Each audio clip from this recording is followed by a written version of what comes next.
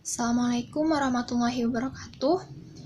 Baik, di sini kami dari kelompok 6 ingin menjelaskan mengenai tes standar progressive matrix atau sering disingkat dengan tes SPM. Nah, jadi di sini yang akan kami jelaskan mengenai tes SPM ini ada sejarah dari tes SPM, kemudian gambaran deskriptif dari tes SPM ini, kemudian cara penyajian dari standar progressive matrix tes ini, selanjutnya cara melakukan scoring dari tes SPM ini, dan juga kemudian ada jurnal-jurnal yang terkait dari tes SPM ini. Nah, yang terakhir merupakan referensi kami dalam pencarian materi dari tes SPM ini.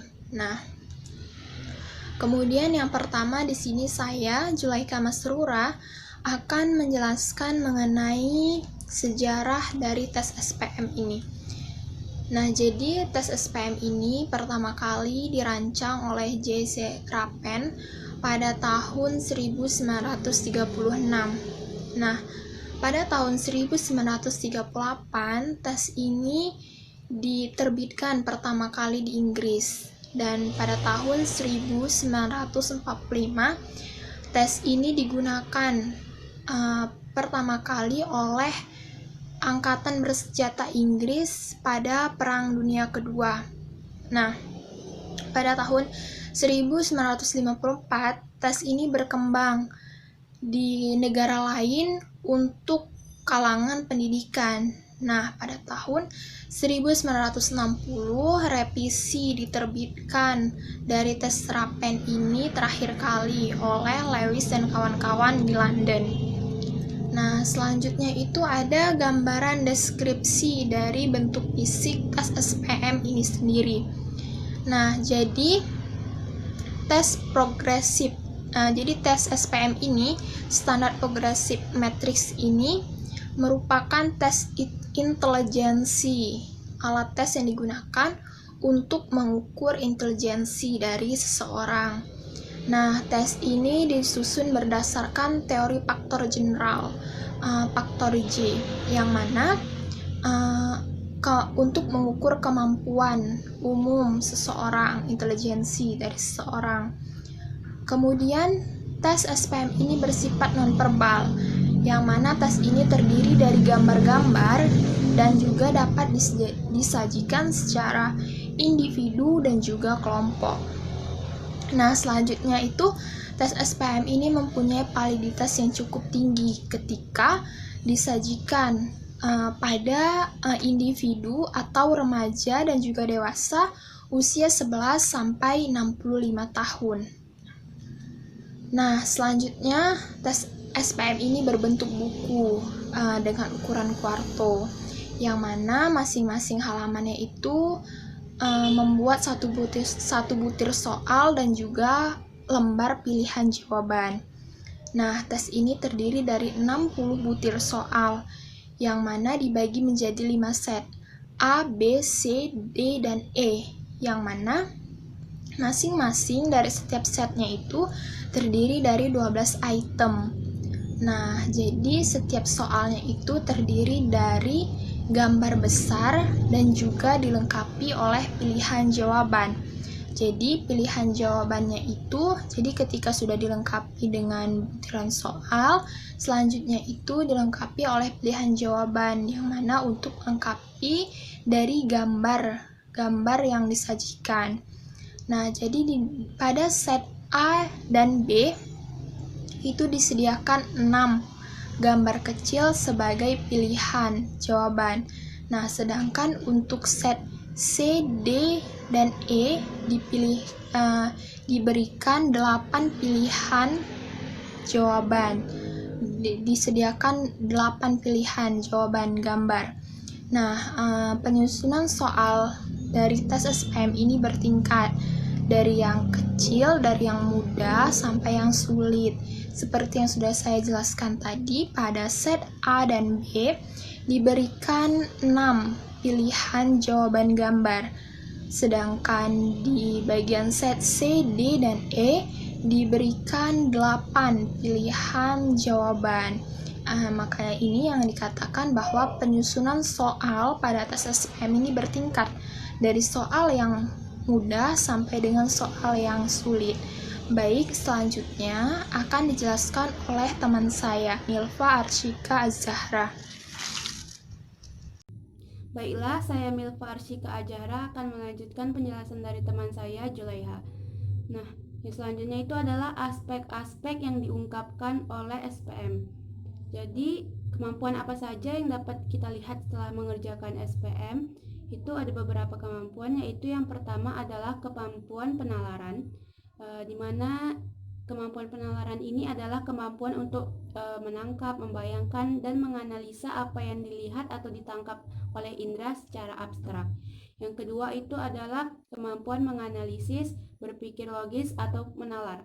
Nah, jadi kemampuan ini adalah kemampuan untuk mengambil kesimpulan yang benar sesuai dengan logika dan dapat dibuktikan oleh pengalaman sebelumnya. Yang ketiga itu adalah kemampuan mengintegrasi, yaitu kemampuan untuk menyelesaikan tugas sesuai dengan tahap-tahap yang efektif dan efisien. Selanjutnya itu adalah kecepatan dan ketelitian. Jadi ini adalah kemampuan untuk menangkap dan mengolah informasi secara cermat dan teliti. Selanjutnya itu adalah kemampuan konsentrasi. Jadi kemampuan konsentrasi ini adalah kemampuan untuk memberi atensi atau perhatian kepada suatu hal pada suatu waktu dengan baik. Nah, selanjutnya itu adalah contoh dari salah satu soal yang ada di tes SPM. Nah, ini ada contoh soal, yaitu ada potongan kain yang salah satu bagiannya hilang.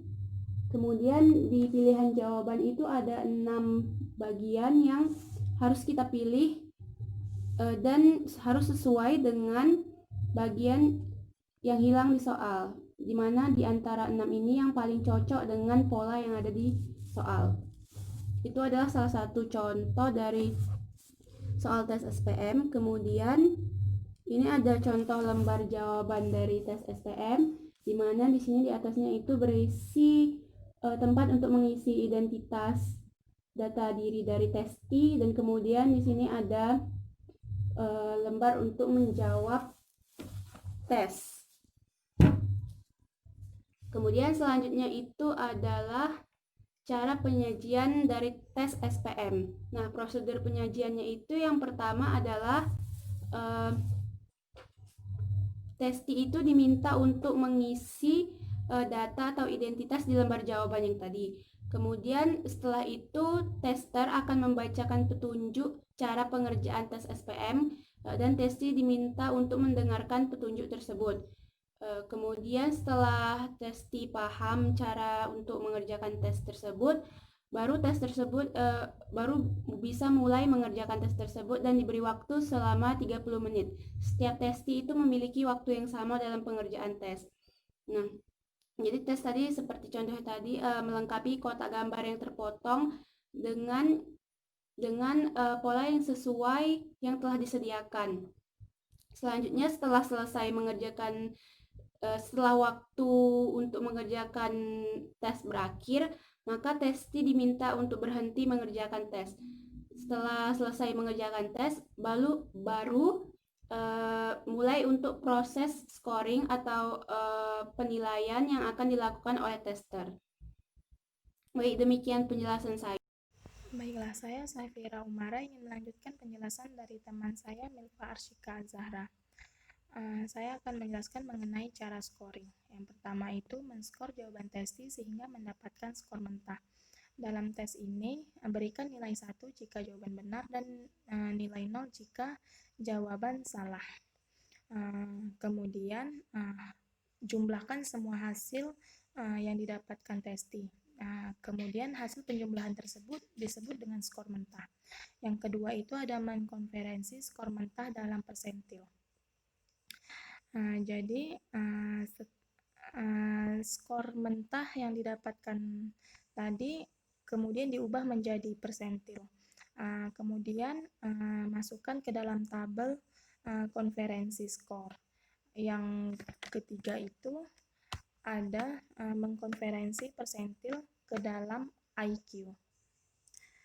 Kemudian untuk mengkonversi persentil dari masing-masing testi ke dalam IQ digunakan tabel ekuivalensi. Jadi caranya itu mengkonversi masing-masing nilai persentil, kemudian dimasukkan ke dalam tabel ekuivalensi pada kolom persentil. Kemudian ditarik garis ke kanan, maka akan ditemukan IQ masing-masing testi. Selanjutnya itu ada menentukan taraf intelijensi. Jadi setelah IQ masing-masing testi diketahui, kemudian IQ masing-masing testi harus dicocokkan dalam klasifikasi tertentu. Selanjutnya itu pengelompokan tingkat intelijensi subjek didasarkan atas nilai persentil tersebut. Jadi grade pertama itu disebut dengan intelektual superior, di mana nilai persentilnya 95 ke atas. Yang grade kedua itu disebut definitely above the average in intellectual capacity, di mana nilai persentil yang didapatkan testi ialah 75 sampai 95. Yang ketiga ada intellectual average, antara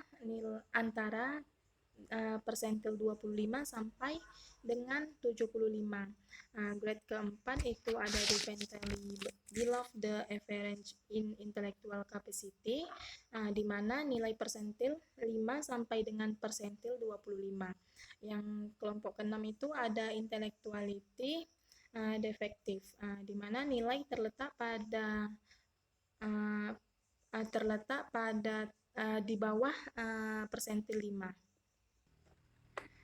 Kemudian jurnal yang terkait dalam SPM ini yang kami dapatkan itu ada jurnal intelijensi, struktur tes dan standar progresif matrix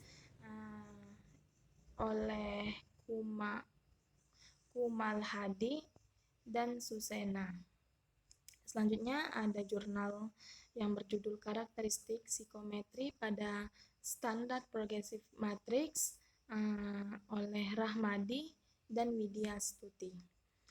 Kemudian ada jurnal yang berjudul SPM untuk mengukur intelijensi jurnal psikologi. Sekian dari presentasi kami, lebih dan kurang kami mohon maaf, pada Allah kami mohon ampun. Wabillahi taufiq wal hidayah. Wassalamualaikum warahmatullahi wabarakatuh.